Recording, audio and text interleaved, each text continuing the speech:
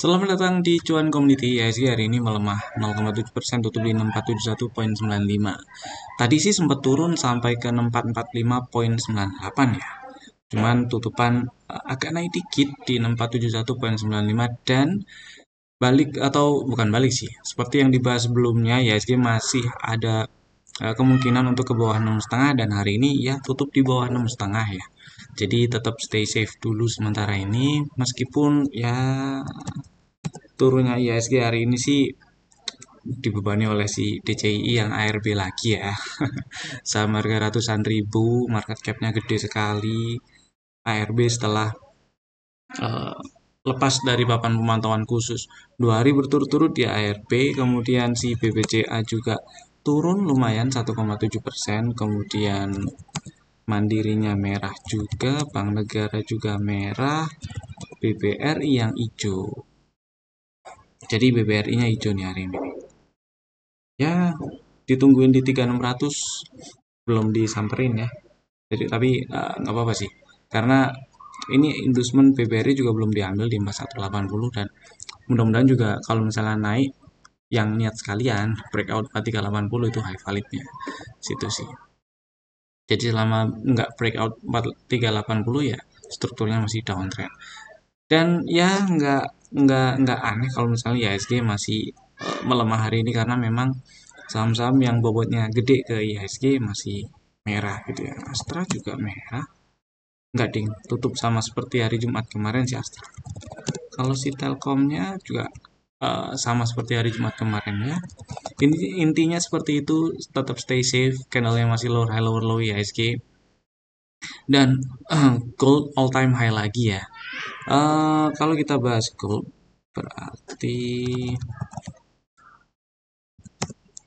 goldnya ini ngomong-ngomong ya, kalau kita ngomongin si goldnya beberapa waktu yang lalu kan pernah dibahas tuh ini gold OTW 3000 dan kemarin hari Jumat udah disamperin 3000-nya masih ada peluang menguat sih. Karena memang kondisi di luaran masih atau kondisi global masih kurang enak, ketidakpastiannya masih tinggi. Terus ya para investor masih milih untuk ngamanin duitnya ya, kurang lebih kayak gitulah. Ya hedging dulu di gold kayak gitu, terus US 10Y ini juga cukup diminati sebenarnya, Treasury US yang 10 tahun yang di Indonesia.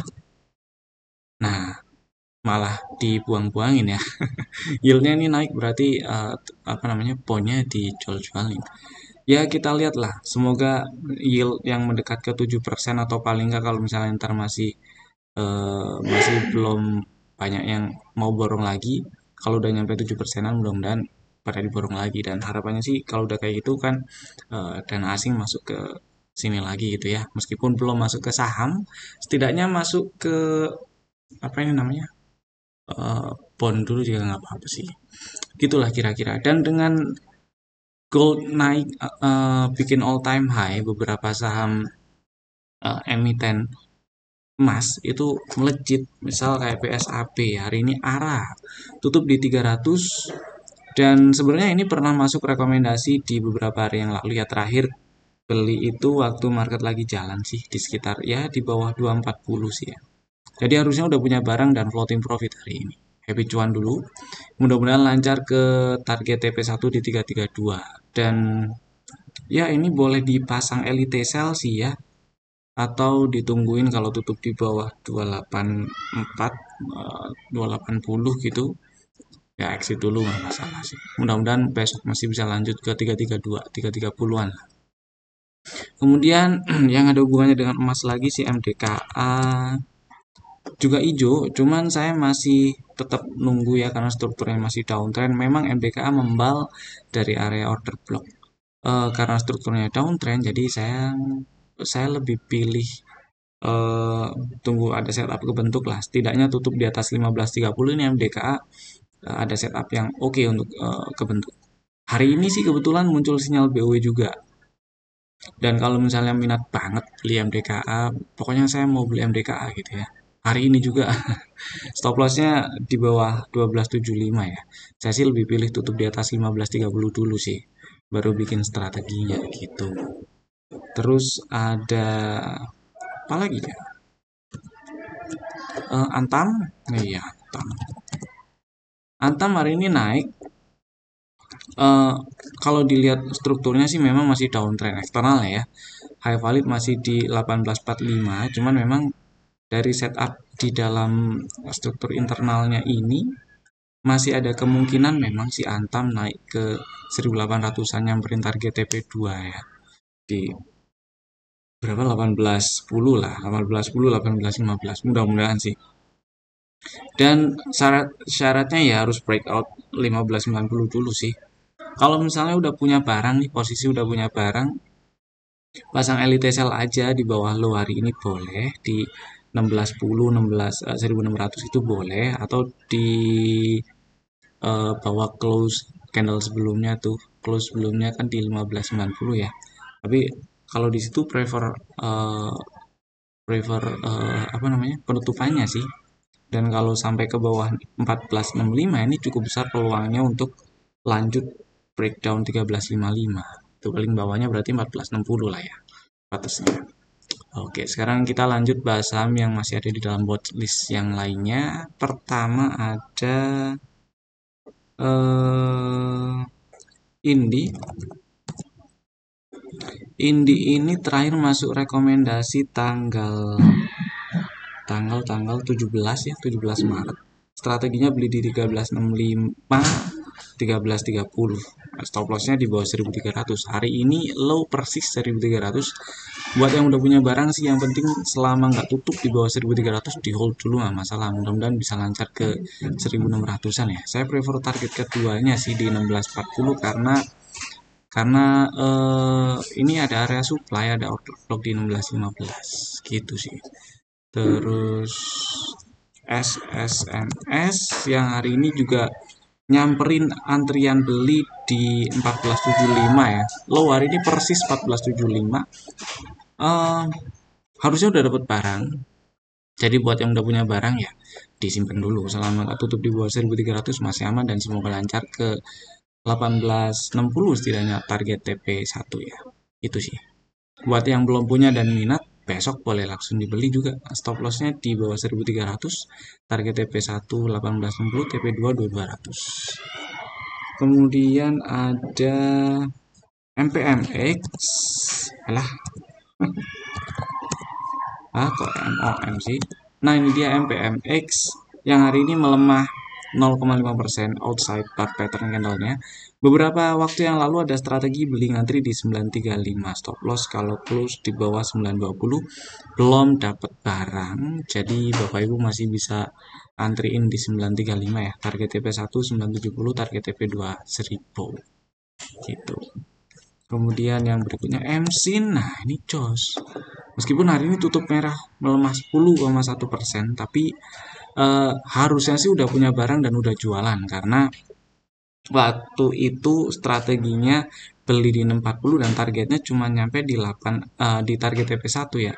Maksudnya bukan cuma nyampe tapi targetnya cuma di target TP1 890, 885, 890. Udah disamperin lunas di hari Jumat kemarin ya. Dan sudah sempat dibahas juga waktu market lagi jalan di hari Jumat. Boleh dijual sebagian, sisanya di hold, incar target TP2 dan tadi waktu nyampe target TP2 di 1100 udah diingetin juga waktunya jualan, sudah bisa dipanen. Dan ya langsung ada rejection ternyata hari ini ya. Jadi mudah-mudahan udah pada exit, yang belum jualan besok ya siap-siap jualan. Itu sih. Lebih cuan lah ya MSIN. Berikutnya ada TINS yang hari ini melemah, bearish engulfing sih sebenarnya. Sebelumnya tuh ada setup ya si B1, kemudian target TP1 belum disamperin, uh, apa namanya, pre-entry di 950 juga belum disamperin, jadi masih ada kesempatan sih. Cuman ini agak hati-hati karena indusemennya saya sih sebenarnya lebih serak indusemennya yang di 1070. Tapi kalau misalnya ini kan ada outsider ya, outsider nggak sih? Ya outsider. Kalau dianggap itu inducement ya boleh aja. Yang penting stop lossnya ya tetap di bawah 880. Jadi buat yang masih mau ngantri beli tins di 950 dan 9 10 itu stop lossnya kalau close di bawah 880 gitu ya. Targetnya masih sama, TP1 di 1100. Dan berikutnya GJTL yang hari ini menguat 1,9%, tapi masih inside par candle-nya. Di hold dulu aja nggak masalah ini GJTL-nya. Sambil dipasang elite sell di 1050 ya, karena ini kan inside par nih. Kalau breakdown 1055 ya exit dulu lah. Terus nanti lagi di bawah 1025 gitu kan. Lumayan tuh. Elite sell atau trailing stopnya sih memang hitungannya BEP sih, BEP plus V ya. V-nya udah BEP lah maksudnya. Mudah-mudahan sih di breakout atasnya. Jadi ini kalau naik atas 1100 lebih besar peluangnya untuk lanjut ke 1120 atau bahkan 1130-an sih. Itu GCTL. Kemudian lanjut kita bahas saham yang di request di kolom komen. Ada beberapa saham yang di request. Saham pertama itu GEMS, GEMS. Nah ini dia. Si GEMS ini sebenarnya beberapa waktu yang lalu, beberapa hari yang lalu, di minggu lalu lah. 1, 2, 3, 4, 5 hari Senin sepertinya ya, tanggal 10. Ini turun, ngetes area order block sih, bisa dibilang, bukan, sorry, bukan order block tapi base dari rally area base dites terus sampai sekarang ini masih inside par. Nah, jadi kalau misalnya lagi punya barang, lagi pegang barang, itu level yang dipantau di 7050. Agak jauh sih memang ya, tapi ya itu angkanya di situ sih. Kalau ke bawah 7050 ya exit dulu, tapi kalau ternyata, bukan ternyata, tapi mudah-mudahan sih bisa naik ya, bisa naik ke atas 8800, dan kalau naik ke atas 8800 ya ada peluang untuk rebound naik lebih tinggi, meskipun anggap aja ini internalnya downtrend dan industrinya di sini di 10425 ya, baru naik, baru kalau berhasil naik ke atas 10425 si GMS ada peluang untuk lanjut eh, naik lebih tinggi lagi gitu sih. Ya seperti itu ya, mudah-mudahan menjawab. Jadi kalau punya barang, level yang dipantau di 7050. Terus ULTJ, oke. Si Ultra Jaya, anggap aja ini kita gambar struktur internalnya ya, downtrend, dan ya break structure terakhir waktu kemarin, bukan kemarin, waktu sebelumnya breakdown 1650, kemudian lanjut turun, berarti high valid di 1835. eh dari sini industrinya itu masih di 1560, jadi selama nggak naik ke atas 19, berapa, 1560 ya, eh, apa ya, peluang untuk retrace atau naik lebih tinggi masih cukup kecil. Cuman yang perlu diperhatikan juga di sini ada setup sih, bisa dibilang ada setup ya, anggap aja ini ada setup CB1.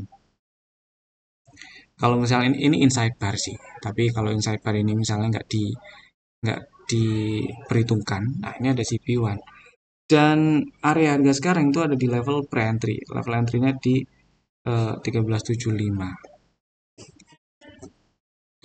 Baik, mana, nah itu dia. Kalau misalnya minat beli ULTJ ya stop lossnya di bawah 1340, target TP1 di 1585 ya, 1585. Cuman bukan cuman, tapi kalau misalnya udah punya barang, maksudnya itu bukan cuma sih. Kalau udah punya barang ya sama level yang dipantau di bawah 1340 gitu ya. Gitu. Mudah-mudahan menjawab. Yang ketiga CIHD. Kalau CIHD ini pertanyaannya kira-kira turun sampai berapa? Nah, coba kita lihat ya. Ini arah, ngeri kali ya. Terus ada bearish engulfing langsung turun. Hmm, ini outside bar hitungannya berarti ini jadi pullback, inducement diambil, terus dia bikin bounce, bikin break structure. Berarti strukturnya turun ya, internal lah. Strukturnya turun, dan kalau misalnya turunnya sampai mana?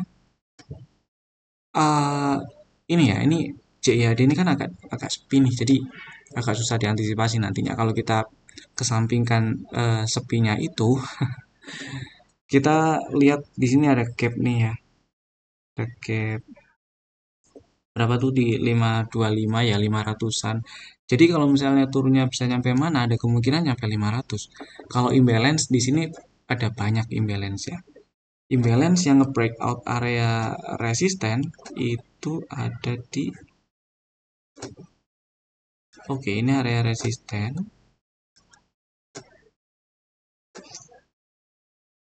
Di breakout ada imbalance-nya. Nah, menarik. Imbalance-nya dari sini sampai nutup gap itu.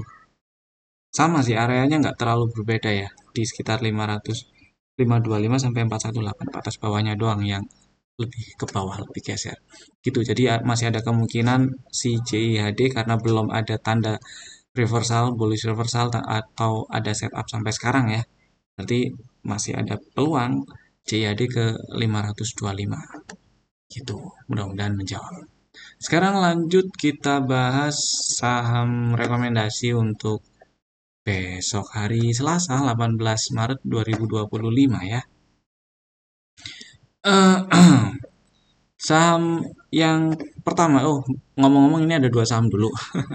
Bapak Ibu bisa masukin ke dalam watchlist jika belum ada dan bisa langsung bikin ordernya sekarang juga menggunakan fitur smart order tentunya. Saham pertama ada Gudang Garam. Gudang Garam ini catatan pertama adalah strukturnya masih downtrend dengan high valid di 11.875 gitu ya. Situlah high validnya. Kemudian hari ini naik. Ini ceritanya udah ambil inducement di 10.900 dan dengan dia tutup di 11.200 sekaligus GRM hari ini bikin setup CB1. Dan karena udah ada setup CB1 dan udah ambil inducement, maka kita bisa bikin strateginya incer retracementnya dulu aja atau syukur-syukur kalau si Gudang Garam berhasil apa breakout tutup di atas 11.875 ya. Berarti ada ada change of character dan strukturnya udah nggak downtrend lagi. Intinya strategi untuk besok Gudang Garam buat yang minat beli Gudang Garam untuk besok atau dalam waktu dekat ke depannya ya.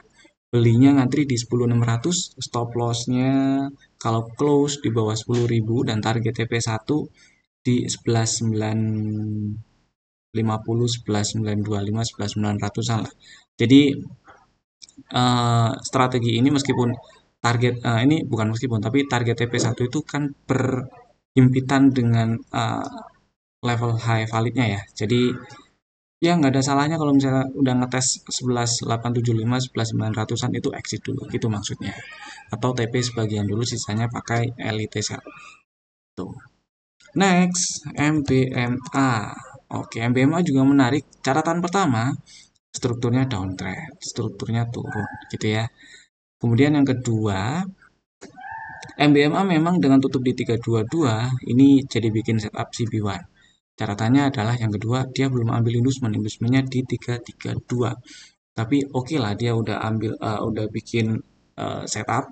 Jadi kita bisa bikin strateginya dulu ya. Siapa tahu besok nyundul ke atas dulu ambil inducement terus uh, baru apa OTW ngambil order beli di 296. Jadi strateginya MBMA belinya antri di 296, stop loss kalau close di bawah 270 dan target TP1 di 354. Target TP2 ada di 406. Itu tadi dua saham pilihan kami. Bapak Ibu bisa langsung bikin ordernya sekarang juga menggunakan fitur smart order. Dan terima kasih telah tonton video ini dari awal sampai selesai. Jangan lupa klik tombol jempol ke atas dan sebar video ini ke teman-teman yang lainnya supaya manfaatnya jadi lebih merata. Tentunya jika Bapak Ibu merasa video ini bermanfaat. Saya Evan, sampai jumpa lagi di video kami berikutnya. Dadah.